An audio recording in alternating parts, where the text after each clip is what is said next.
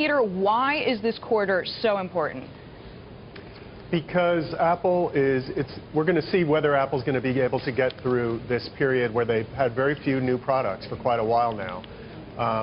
If they miss today, if they miss particularly on the iPhone sales number and on gross margin, then there's going to be a lot of questions about whether this gravy train that's been the iPhone for these last few years, whether that business model is going to hold up, whether they're going to be able to, maintain the price and maintain the profitability of that product.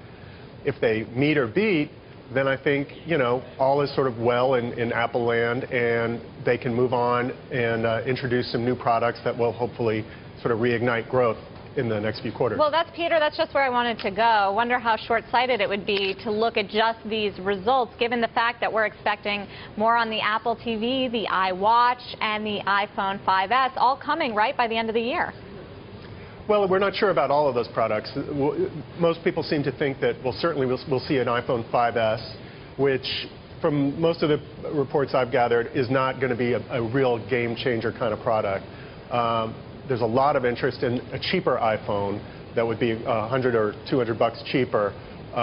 That's really going to be critical because Apple is really not, they've really slowed down and they're not participating in emerging markets that are just booming right now. Millions and millions of people are getting their first smartphone, and they're not, for the most part, they're not buying Apple.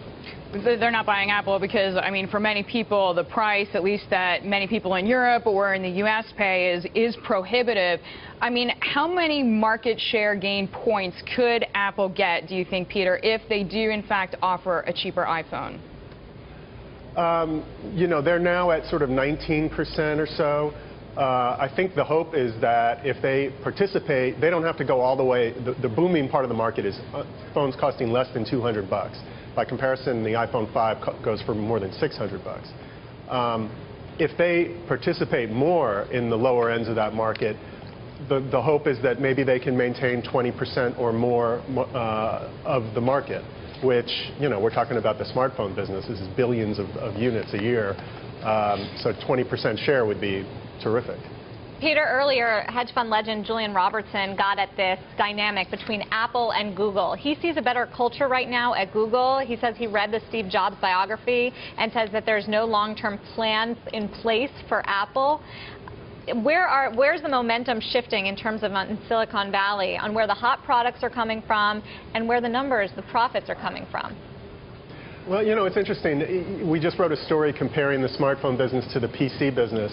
And back then, back in the day, Apple became a real niche player in the PC business because they were up against this whole Wintel, open architecture where you had hundreds of companies all participating competing against Apple. Clearly, that's what's going on now with Android. There's a lot of energy going into Android. So far, Apple's done fantastically well, obviously. But, for the last couple of years, we have not seen those great new products from Apple. So it's all about the products. If they can come up with some great new innovative products that re-spark interest, then, then they'll be fine and these concerns will go away.